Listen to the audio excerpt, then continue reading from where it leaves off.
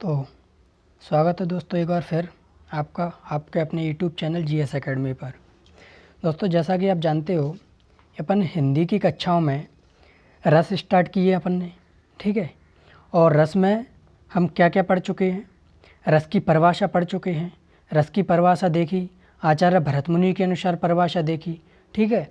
इसके अलावा देखा था कि रस के अंग कितने होते हैं और रस के अंगों को हमने अच्छी तरह समझा कि स्थायी भाव क्या होता है, संचारी भाव क्या होता है, विभाव क्या होता है, अनुभाव क्या होता है, और इसके फिर आश्रय जिसके मन में उत्पन्न होता है स्थायी भाव, ठीक है, विषय जिसके कारण उत्पन्न होता है, और जो मूल रूप से जो कारण होता है वो विभाव है। उद्दीपन जो परिस्थितियाँ जो स्थायी भाव के वेग को बढ़ा देती हैं, ये सब अपन ने डिटेल में चर्चा की थी और अपन ने समझा भी था, ठीक है। अब आज जो बात करेंगे वो करेंगे रस के भेद पर। रस के भेद क्या क्या हैं, याद रखना दोस्तों। रस के अंग 4 हैं। अंग आए तो स्थायी भाव, संचारी भाव, विभाव और अनुभाव 4। लेकिन यदि रस के भेद पूछे तो रस के भेद कितने हैं? रस के भेद हैं अपन ने 10, ठीक है। अपन को टिक कितना करना है? 10 करना है, ठीक है। अपन रस टोटल पढ़ेंगे कितने? 11, क्योंकि इसमें एक अपन भक्ति रस और पढ़ेंगे। भक्ति रस को अभी इसमें क्यों नहीं जोड़ा गया है? क्योंकि अभी इसको जो सही से मान्यता प्राप्त नहीं है, लेकिन अपन इसको अलग करके पढ़ते हैं। इसको अलग क्यों किया गया वो अपन जब धीरे धीरे आगे बढ़ेंगे तब बात करेंगे, ठीक है। तो अपन आज स्टार्ट करते हैं श्रृंगार रस से। दोस्तों याद रखना, श्रृंगार रस के ही भाग हैं भक्ति रस और वात्सल्य रस, ठीक है। ये दोनों भाग श्रृंगार रस के ही भाग हैं, ठीक है। यानी कि श्रृंगार रस से ही अलग होकर भक्ति रस और वात्सल्य रस बने हैं। इसलिए पहले इनकी संख्या कम थी। कितनी थी? 9 थी। अब ये 2 और जुड़ गए तो कितनी हो गई? 11 हो गई। लेकिन अभी भी एक को पूरी रूप से मान्यता नहीं है, इसलिए कितना लगाते हैं अपन? 10 लगाते हैं। नाट्य शास्त्र में 7 बताए हैं। 7 क्यों बताए हैं? क्योंकि उसमें संत रस को नहीं जोड़ा गया है। क्योंकि नाट्य शास्त्र में जो भरत मुनि हैं उन्होंने बोला है कि शांत रस में क्या होता है? शांत रस का मतलब होता है बिल्कुल शांत, बिल्कुल वैराग्य बना लेना। सबसे क्या? वैराग्य बना लेना। तो जब कोई व्यक्ति वैरागी है, उसके मन में किसी प्रकार का कोई भाव ही नहीं है, तो फिर ये रस क्यों है? तो इसलिए उन्होंने शांत रस को रस नहीं माना है। ऐसे ही और भी देखेंगे क्या उन्होंने माना क्या नहीं माना। लेकिन फिलहाल जो अपनी चर्चा है आज की वो है श्रृंगार रस। तो रस कौन सा है? श्रृंगार रस। स्थायी भाव क्या है इसका? रति, ठीक है। श्रृंगार रस के 2 भेद हैं। कौन कौन से? संयोग श्रृंगार और वियोग श्रृंगार। देखो नाम से स्पष्ट है संयोग। संयोग यानी मिलना। तो देखो ये मैंने इस पर एक चित्र भी लगाया है, संयोग, मिलना, मिल रहे हैं, ठीक है। वियोग श्रृंगार यानी बिछड़ना।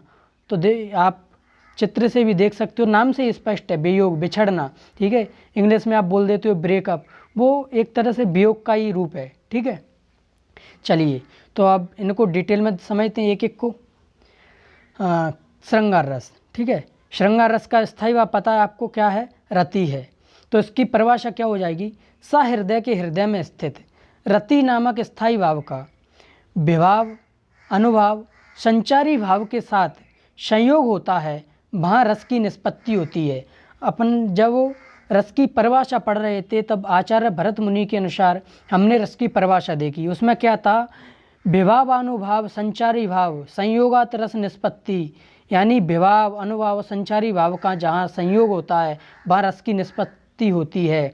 तो यह भी वही परिभाषा है कि सहृदय के हृदय में स्थित, यानी जो आश्रय है उसके हृदय में स्थित रति नामक स्थायी भाव। मैंने बताया कि जो स्थायी भाव होते हैं वो हृदय में स्थायी रूप से विद्यमान रहते हैं, लेकिन वो जागृत कब होते हैं? जब कारण हो उसका, यानी विभाव हो, फिर अनुभाव भी आ जाता है साथ में, कभी कभी संचारी भाव भी आ जाता है।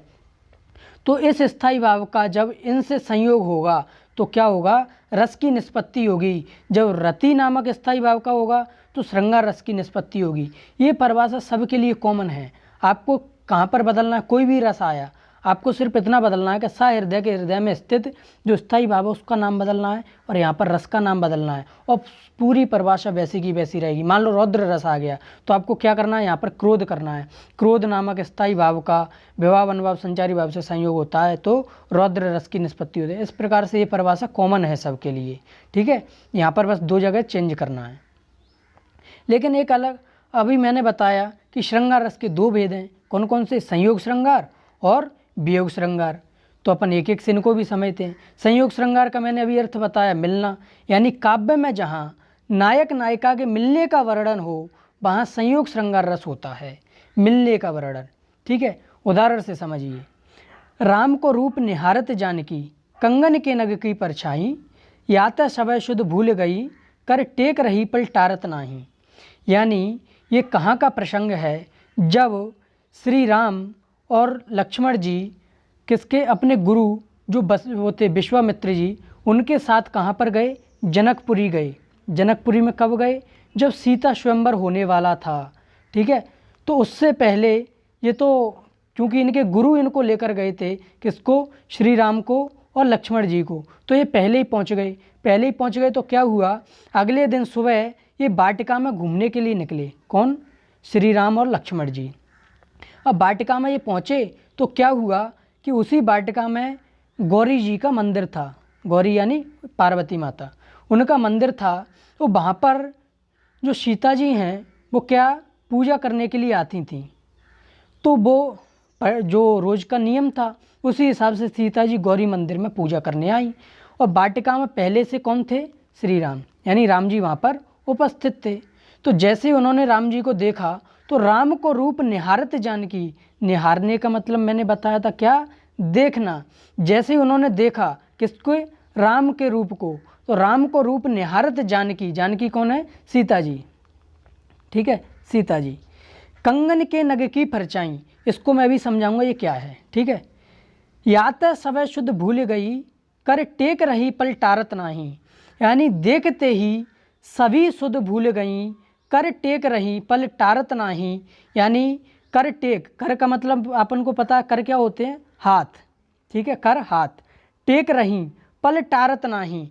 टेक रही मतलब है कि जो अपनी ठुड्डी होती है, इसको चिन्ह बोलते हैं, वहाँ पर हाथ लगाए, टकटकी लगाए हुए उनको देखती रह गईं। टकटकी यानी बिल्कुल भी पलकें नहीं झपक रही, अपनी पलकें ना झपकना, उसी को बोलते हैं क्या, टकटकी लगाए रखना, पलकें ना झपकना। तो पलकों को झपके बिना टकटकी लगाए हुए देख रही हैं, पल टारत नहीं। ऐसा लग रहा है मानो जो पल है, जो समय है वो वहीं क्या है, ठहर गया है। पल टारत नहीं यानी ठहर गया है, वो समय आगे नहीं बढ़ रहा है, ऐसी स्थिति बन गई है। अब ये क्या, कंगन के नग की परछाई, ये यहाँ पर अनुभाव का कार्य करेगा, सॉरी उद्दीपन का कार्य करेगा। किसका, उद्दीपन। मैंने आपको कल की वीडियो में बताया था उद्दीपन क्या होता है।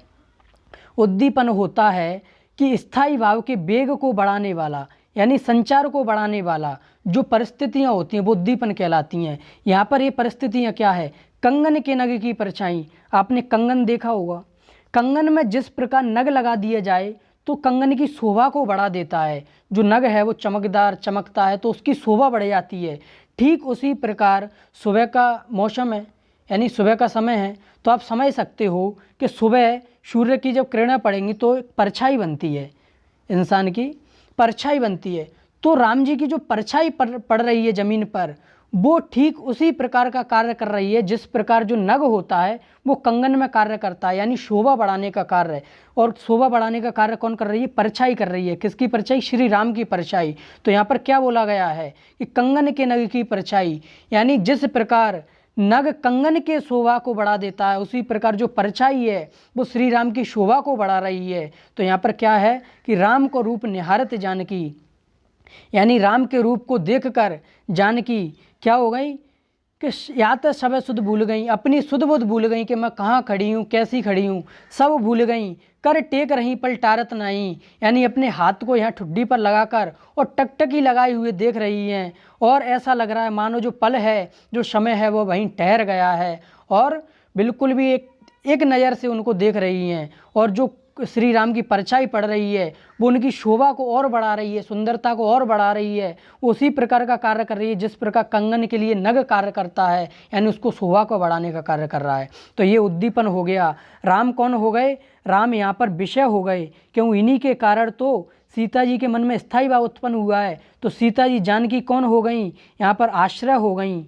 ठीक है, ये क्या हो गया, उद्दीपन हो गया, उद्दीपन। और ये सब परिस्थितियाँ, सुबह का मौसम है, वाटिका है, तो आप समझते हो ये सब क्या उद्दीपन का कार्य करेंगे। और स्थायी भाव कौन सा उत्पन्न हुआ? रति। और रति को ही हम बोलते हैं प्रेम, प्रेम भाव उत्पन्न हुआ। इसलिए तो ये संयोग श्रृंगार है, क्योंकि मिलने का वर्णन है। यहाँ पर उनका मिलाप हुआ है पहली बार, ठीक है। पहली बार राम ने जानकी को और जानकी ने राम को देखा है, इसलिए ये क्या है? संयोग श्रृंगार है। तो समझ में आया होगा। अब अपन बात करते हैं वियोग श्रृंगार की, ठीक है। वियोग श्रृंगार, वियोग श्रृंगार नाम से स्पष्ट है, बिछड़ने का वर्णन होगा। नायक नायिका के बिछड़ने का वर्णन होगा, यानी इनका बिछड़ जाएंगे, दूर चले जाएंगे एक दूसरे से। तो ये क्या है? वियोग श्रृंगार है। उदाहरण से समझिए, बिन गोपाल बैरन वहीं कुंजे, तब ये लता लगत अति शीतल, अब वहीं विषम ज्वाल की पुंजे। आपको पता होगा कि श्री कृष्ण जब कहाँ गए? मथुरा चले गए। मथुरा कहाँ पर? मामा कंस की नगरी, ठीक है। कंस की नगरी मथुरा चले गए अपने धाम को छोड़कर, यानी वृंदावन धाम को छोड़कर जब वहाँ चले, मथुरा चले गए, तो क्या हुआ कि बिन गोपाल बैरन वहीं कुंजे। कुंजे का मतलब है कुंज, गलियाँ। सबसे ज़्यादा प्रसिद्ध, आप जब भी अपन कोई छोटे रास्ते देखते हैं तो एक गांव में कहावत है कि कुंज गलियाँ ये तो, ठीक है। तो वही कुंज गलियाँ, कुंजें, ठीक है। तो ये क्या है? राम क्या कह रही है ये कि राम बिन गोपाल बैरन वहीं कुंजें, यानी जब श्री कृष्ण, गोपाल कौन? श्री कृष्ण कहाँ चले गए? मथुरा चले गए, तो जो कुंज गलियां हैं वो कैसी हो गई? अब बैरन हो गई। बैरन यानी दुश्मन बन गई। दुश्मन क्यों बन गई? क्योंकि पहले तो कुंज गलियों में यहाँ तहाँ जहाँ भी जाते श्री कृष्ण बैठे हुए मिल जाते, बांसुरी बजाते हुए मिल जाते थे, लेकिन अब उनमें कोई नहीं है। गलियों में एकदम सुनसान हो गई हैं। जैसे लॉकडाउन में सड़कें सुनसान हो गई थीं, ऐसे ही गलियाँ कैसी हो गई? कुंज गलियाँ बिल्कुल सुनसान हो गई। तो कैसी लग रही हैं? बैरन, यानी दुश्मन लग रही हैं। तब ये लता लगत अति शीतल, लता आपको पता है किसका पर्यायवाची है? वृक्ष, पेड़ का पर्यायवाची है। तो ये लताएं हैं, जो डालियां हैं, आपने सुना होगा, यह कदम का पेड़ अगर माँ होता यमुना तीरे। ऐसे ही जो पेड़ हैं छोटे छोटे, उनकी डालियां हैं जिन पर श्री कृष्ण बैठा करते थे, वो तब कैसी लगती थी? जब श्री कृष्ण थे तब ये लता, तब यानी पुराने समय में जब श्री कृष्ण थे तब ये लता लगत अति शीतल, यानी बहुत ही ठंडी छाव देती थी, बहुत ही इनके नीचे बैठकर आनंद मिलता था, शीतल लगती थी। अब वहीं विषम ज्वाल की पुंज, पुंज का मतलब होता है बंडल, ठीक है। जैसे आपने सुना होगा, साइंस में पढ़ा होगा कि जो सूर्य है वो सूर्य की किरणें बंडल के रूप में आती हैं, यानी एक साथ गठरी, एक तरह से जैसे लकड़ियों की गठरी होती है, ऐसे ही ये क्या है? पुंज का मतलब होता है बंडल, गठरी, ठीक है। अब वहीं विषम ज्वाल की पुंज, ज्वाल यानी अग्नि, आग। अब जब श्री कृष्ण नहीं है, पहले ये शीतल लगती थीं, अब श्री कृष्ण नहीं हैं, तो उनके नीचे जब जाते हैं तो ऐसा लगता है मानो आग बरस रही हो, आग के बंडल, जो गठरी है वो बरस रही हो। तो एकदम विषम सा लग रहा है, बिल्कुल भी अच्छा नहीं लग रहा है। तो ये पर वियोग श्रृंगार का उदाहरण है। क्यों है? क्योंकि यहाँ पर देखो दूर जाने का भाव है, बिछड़ने का भाव है कि श्री कृष्ण कहाँ चले गए? इनसे दूर चले गए। तो जो गोपियाँ हैं या फिर राधा जी हैं, किसी को भी यहाँ पर अपन डिनोट कर सकते हैं एज अ नायिका, नायिका के रूप में। तो जो गोपियाँ या राधा जी हैं उनको, और श्री कृष्ण इनसे दूर चले गए, तो ये क्या है? ये वियोग श्रृंगार का उदाहरण है, क्योंकि इनका वियोग हो गया, बिछड़ गए, ठीक है। तो ये यहीं पे बताया गया कि बिन गोपाल बैरन वहीं कुंजें, बिना गोपाल के जो कुंज गलियाँ हैं वो बैरन हो गई हैं। तब ये लता लगत अति शीतल, जब श्री कृष्ण थे तब ये पेड़ पौधे, ये डालियाँ, ये बहुत ही शीतल लगती थीं, अब कैसी लग रही हैं? अब आग के समान, ज्वाला के समान लग रही हैं, मानो ये हमको खाने दौड़ रही हो, एकदम आग बरसा रही हो, ऐसा प्रतीत हो रहा है। तो ये क्या है? ये वियोग श्रृंगार है, ठीक है। तो आपको समझ में आ गया होगा। यहाँ पर स्थायी भाव वही है रति, लेकिन रति में मैंने रति के भी दो भाग हैं। संयोग श्रृंगार के लिए वो प्रेम में आ जाता है, और संयोग यानी मिलने का अर्थ देता है, जबकि वियोग श्रृंगार में भी प्रेम ही होता है लेकिन बिछड़ने का अर्थ देता है। तो स्थायी भाव तो वही है रति। उत्पन्न किसके मन में हुआ? चाहे अपन गोपियों को ले लें या राधा जी को ले लें, तो स्थायी भाव उत्पन्न हुए इनके मन में। तो ये क्या हुए? ये आश्रय हुए। विषय कौन है? किसके कारण हुआ? श्री कृष्ण की अनुपस्थिति के कारण। तो श्री कृष्ण कौन हुए? विषय हुए, ये आश्रय हुई। और आप जानते हो कि गलियां, ये सब ये क्या है? ये परिस्थितियाँ हैं जो उनके जो हृदय में जो वियोग का भाव है, जो दुख है, उसको और बढ़ा रही हैं। क्योंकि जब वो गलियों में जाती हैं तो उनको देखकर ऐसा लगता है पहले यहाँ श्री कृष्ण बैठा करते थे, अब नहीं है, तो और ज़्यादा दुख होता है वो उन बातों को सोच सोच कर। तो इसलिए ये सब किसका कार्य कर रही हैं? ये उद्दीपन का कार्य कर रही हैं।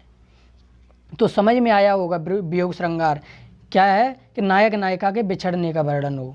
तो आज के लिए इतना ही, अगले वीडियो में फिर अगले रस के साथ फिर मिलेंगे, ठीक है। तब तक के लिए अपना ख्याल रखिए और अच्छे से पढ़ाई कीजिए।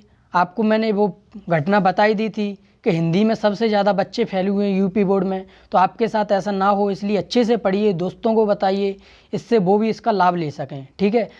आपके लिए पूरी क्लासेस करवाई जाएंगी और फ्री करवाई जाएंगी इसी यूट्यूब चैनल के माध्यम से, ठीक है। तो आशा करता हूँ समझ में आया होगा। मिलते हैं अगली वीडियो में, तब के लिए धन्यवाद।